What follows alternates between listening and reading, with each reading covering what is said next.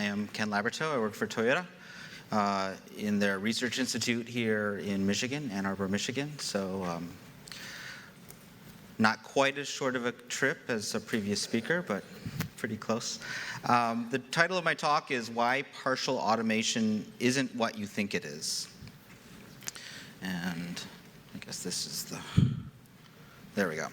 So you're going to hear lots of predictions this week, and I always like to remind people of the great American 20th century philosopher Yogi Berra, what he said about predictions, which is that they're hard, especially about the future. And so if you don't like anything that I say, the good news is that I'm probably wrong.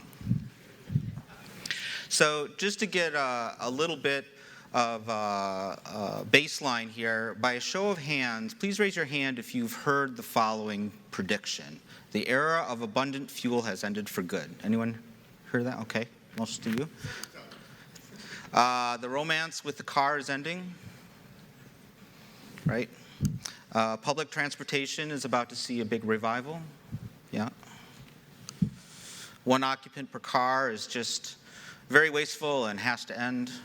Yeah. Finally, the middle class is going to return to the cities, give up their cars, become healthier, better connected to their neighbors, and all together happy and better. Anyone? Yeah. So maybe you heard this recently, maybe you heard it back in 1973 when every single one of those 5 predictions were made. Of course, the point of that is to say that this was, in fact, the conventional wisdom, and people were going to conferences, probably not very dissimilar to this, talking about this, trying to understand how the car industry was going to be impacted. Most of these really didn't happen. We're hearing them again now, and so we have to take with a grain of salt the conventional wisdom, but also really examine and challenge some of these things as well. So I'm going to talk about a little bit what I expect the near to midterm impacts of automated driving will be. And for a lot of this talk, I'm going to be pulling from historical trends. And when it comes to new transportation technology being introduced into the US, we have a lot of precedents. We have a lot of examples of when something came and we get to see how the city changed, how people changed, how the economy changed. So, and to be a bit more specific, one of the things we've noticed is that it kind of doesn't matter if what the technology is, or even how wealthy the people who are using it. There has been this long-standing trend, whether it's people walking over here on the left side in villages in Africa, all the way to high-quality mass transit in Western Europe and Asia, to the mostly driving on the far right side. Right about 1 to 1.5 hours has been the norm, not just in America, but across the world. And it's interesting that, you know, as we move from right to left, we're mostly looking at faster transportation. And what people have done with faster transportation is not reduce the number of minutes or hours a week that they spend transporting themselves, but realizing that with a faster mode of transportation, they can live a little further from the economic centers or the cultural centers and buy either a cheaper or a nicer, or a cheaper and nicer house. And since here in America we spend about twice as much money on our housing as we do our transportation, it's not surprising that a change in transportation quickly gets translated into a change of housing. And this has been especially true in the US, and we have, I'll go right to the very beginning of the US suburb. 200 years ago in 1814, this is the southern tip of Manhattan on the left side, and the right is Brooklyn. And up until that time, Brooklyn was mostly farmland. And then in 1814, the Fulton Ferry was produced, and it bridged from, it's the lowest line, I know it's not very clear, but it connected Manhattan and Brooklyn. And all of a sudden, you could get to Wall Street, which is kind of that shortest right there, faster from Brooklyn than you could from many spots from within Manhattan. And one of the great historians of New York City, Ken Jackson, said, with its tree-shaded streets, pleasant homes, access to Manhattan, and general middle-class ambience, Brooklyn attracted those who sought respite from the extraordinary bustle and congestion of Gotham, or Manhattan.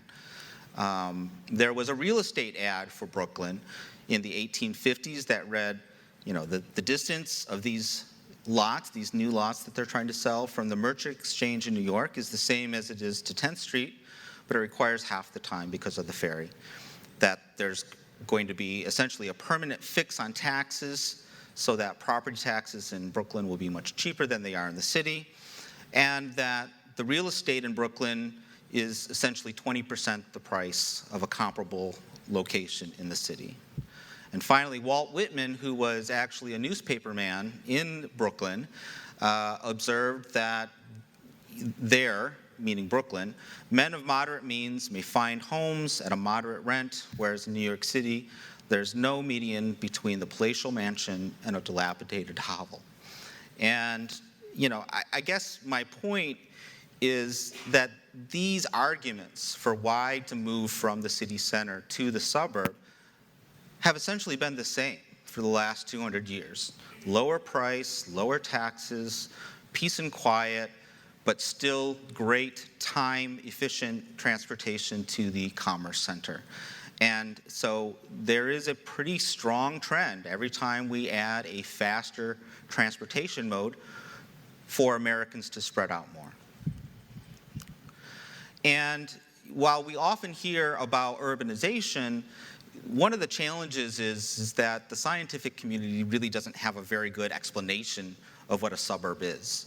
And as a result, the census, for example, only makes a differentiation between urban and rural. So everything that's suburban is counted as urban.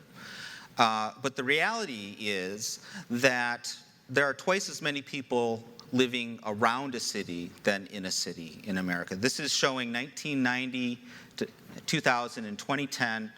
And the first thing to note is that almost all these numbers are above 66%. So twice, two-thirds of the urban dwellers are actually suburban.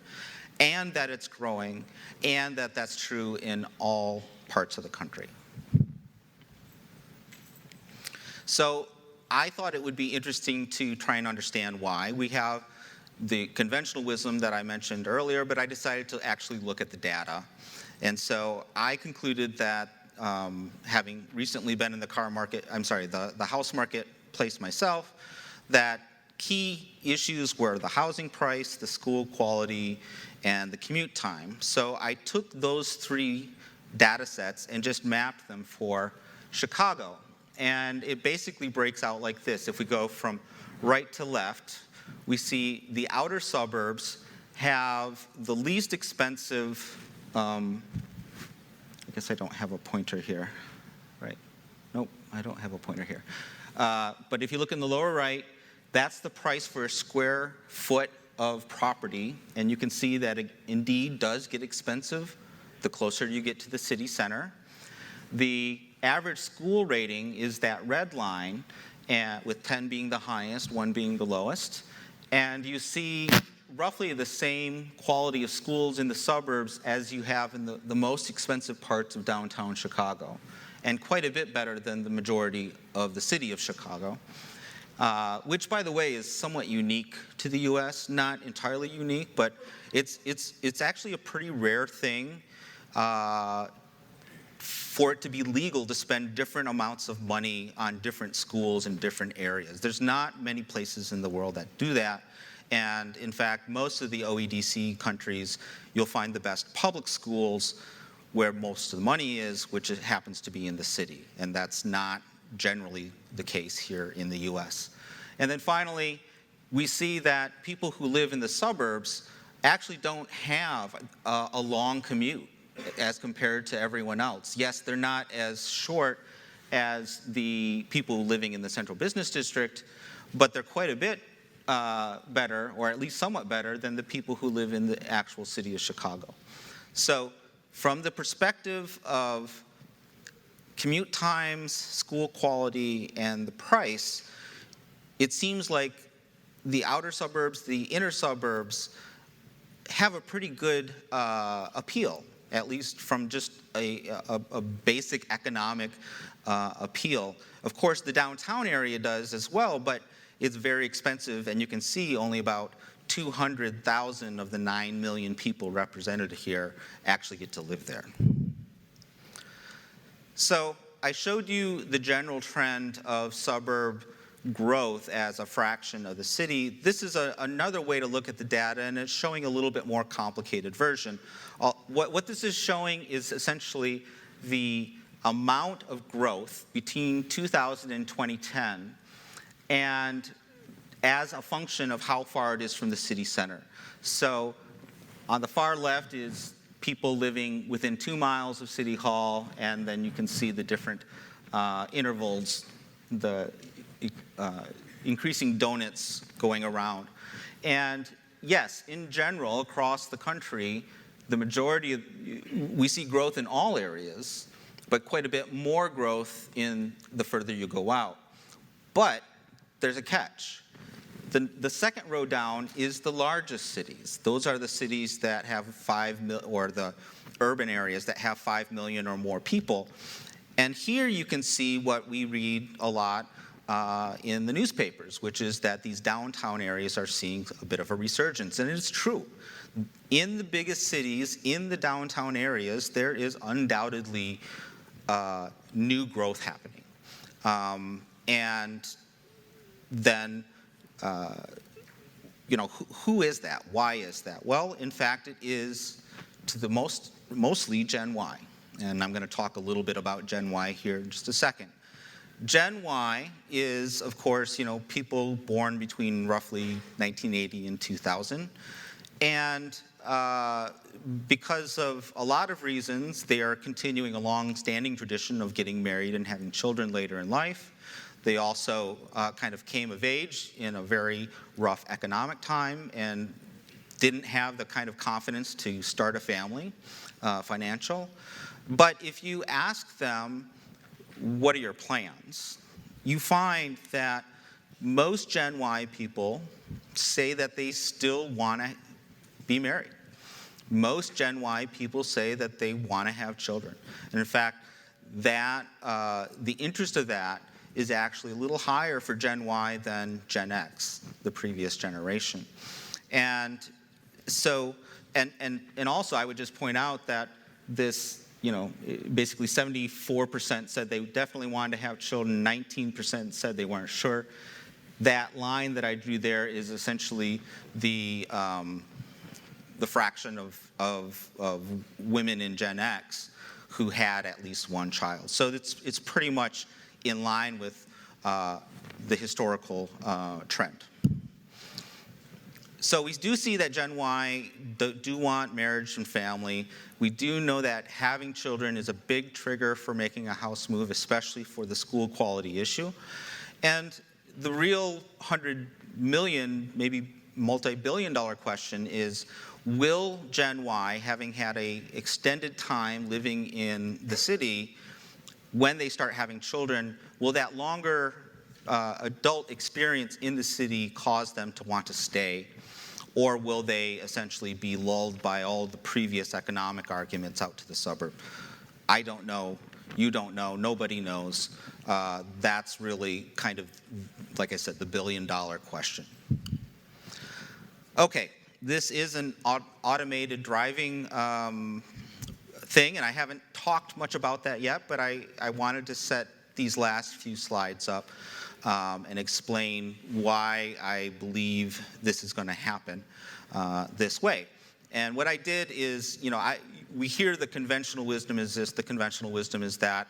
I actually went and looked at the TRB participants from last year They did a survey. Steve Underwood from Michigan led that study. You can see the full results at that URL.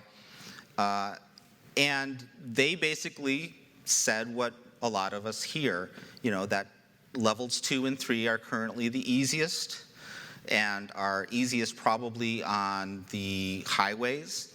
And that level 4 will come, but probably much, much later.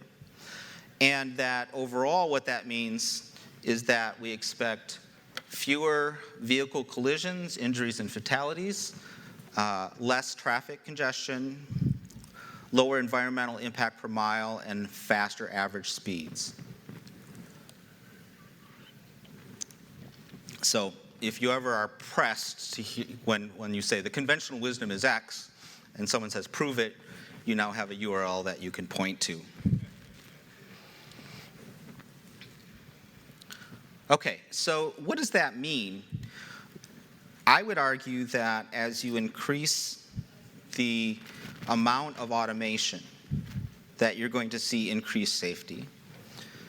I would argue that through levels 2 and 3, because you're not in the situation where the car can be completely automated, we're still going to require a driver to be seated in the driver's seat, at least through levels 2 and 3. And that because of that, it will challenge, I think, a lot of the exciting new mobility as service business models. So I personally don't expect a huge change or a huge contribution of automation on the business model until we get to level 4, or at least what I call level 4 empty, which is, I think, my own definition. And level 4 empty basically means level 4, but without anyone in the car. I think I can argue pretty persuasively that we will allow cars that are empty before we allow cars to be driving around our children or our elder parents or whatever. And that if we can get to level 4 empty, that's when you can deliver cars to people. That's when some of these ride and car sharing apps become basically the automation and those new business models collide. And then from a driving demand, like I've been arguing for most of my talk, faster speed, more comfortable driving, change nothing else. I mean, if nothing else changes besides that, you expect more driving. And in the US, basically that means more spreading out. And so I would argue that levels 1, 2, and 3 will probably lead into less concentration instead of more concentration. When you get to level 4, then all of those new options, those mobility as service become possible.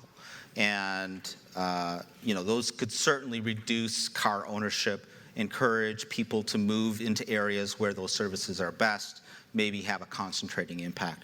But that's if and only if we get there to level 4. So this is mostly just a repeat of what I think I just said. Without some policy change, if we just stay with the business as usual, let the market decide scenario, I would argue that levels 2 and 3 automated driving will likely increase highway speeds, mostly via reduced congestion and accidents, increase automotive VMT, increase commute distance with roughly the same commute time as today, and that until we get to level 4, we probably won't see a big impact on these mobility as service like we will when we get to level 4. So just in concluding, I would argue that safety is the number one reason that we will pursue, we being the society we're in, we being the automotive industry that I'm a part of. Safety is the number one reason. And yet, those are probably going to have other unintended consequences, which is what I've been trying to describe today. Automated driving levels 2 and 3 are predicted to increase safety, travel, and comfort. There's a long history in America of turning higher speed travel into more VMT, keeping the total travel time about the same. I ask, why would you expect level 2 or 3 AD to be any different? And then finally, the predicted societal changes that we usually attach to automation need at least what I would call level 4 MT, and that we should possibly make a distinction between level 4 MT and level 4. And finally, I get back to my favorite philosopher: it ain't over till it's over.